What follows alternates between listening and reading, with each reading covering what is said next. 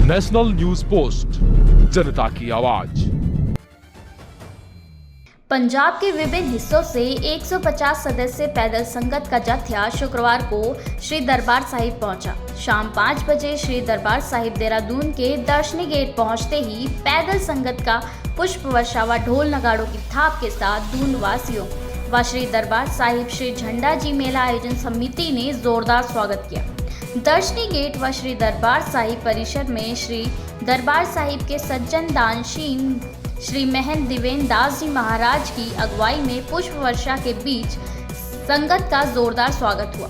श्री महाराज जी ने संगत को दर्शन दिए व आशीर्वाद दिया। श्री दरबार साहिब के व्यवस्थापक विजय प्रसाद डिमरी ने जानकारी दी कि हर वर्ष की भांति इस वर्ष भी श्री झंडा जी आरोहण व मेले का साक्षी बनने के लिए पंजाब की पैदल संगत श्री दरबार साहिब पहुंची है। श्री दरबार साहिब में पैदल संगत के पहुंचते ही श्री झंडा जी मेले की दिव्यता और भव्यता में चार चांद लग गए हैं। श्री दरबार साहिब में संगतों ने शुक्रवार शाम को ढोल की थाप पर जमकर नृत्य किया व श्री गुरु राम राय जी महाराज की महिमा का गुणगान किया। श्री झंडा महोत्सव श्री गुरु राम राय जी महाराज के जन्म दिवस के उपलक्ष्य में हर वर्ष चैत्र माह की पंचमी को मनाया जाता है और इस बार ये तिथि 30 मार्च शनिवार को पड़ रही है। थोड़ा मैं श्री झंडा साहिब के इतिहास के बारे में और श्री गुरु राम राय जी महाराज के बारे में आपको बता दूं। श्री गुरु राम राय जी महाराज सिखों के 7वें गुरु श्री हर राय जी के ज्येष्ठ पुत्र थे और गुरु महाराज का जन्म सन 1646 में किरतपुर में पंजाब में हुआ था और सन 1676 में वो पंजाब छोड़कर इस दून घाटी में आ गए थे। उन्होंने यहाँ पे डेरा डाला, उसी कारण इसका नाम कालांतर में देहरादून पड़ा। उस समय की जो राजनीतिक स्थिति थी, हिंदुस्तान औरंगजेब के अधीन था। औरंगजेब मुग़ल बादशाह हिंदुस्तान के राजा थे और वो हिंदू और सिख समाज को मुस्लिम समाज में परिवर्तित कर रहे थे। इसी कड़ी में उन्होंने 7वें गुरु श्री हर राय जी को दिल्ली दरबार बुलाया, लेकिन वो किन्हीं कारणों से नहीं गए और उन्होंने अपने ज्येष्ठ पुत्र श्री गुरु राम राय जी महाराज को दिल्ली दरबार जाने की अनुमति दे दी।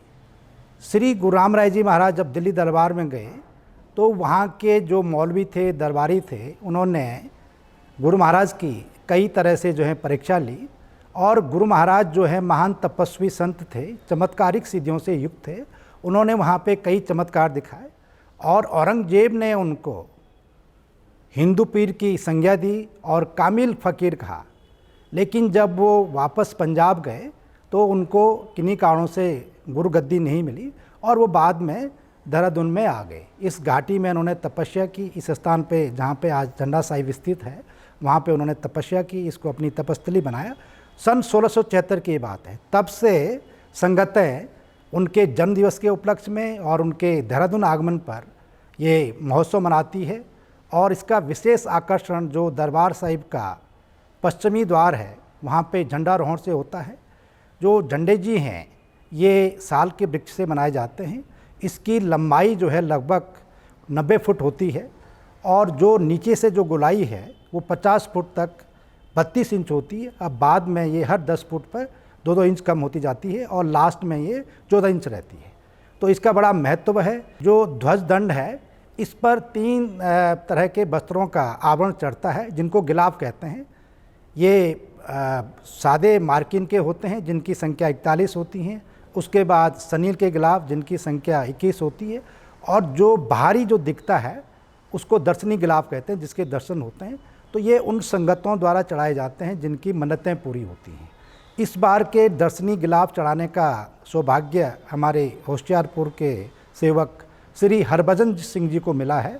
उनके पिताश्री ने लगभग 50 वर्ष पूर्व जो है यहाँ पे कुछ मन्नतें मांगी थी, मनोकामना उनकी पूर्ण हुई। तो उस खुशी में उनके बेटे जो हैं यहाँ पे इस बार दर्शनी गिलाफ को चढ़ाएं।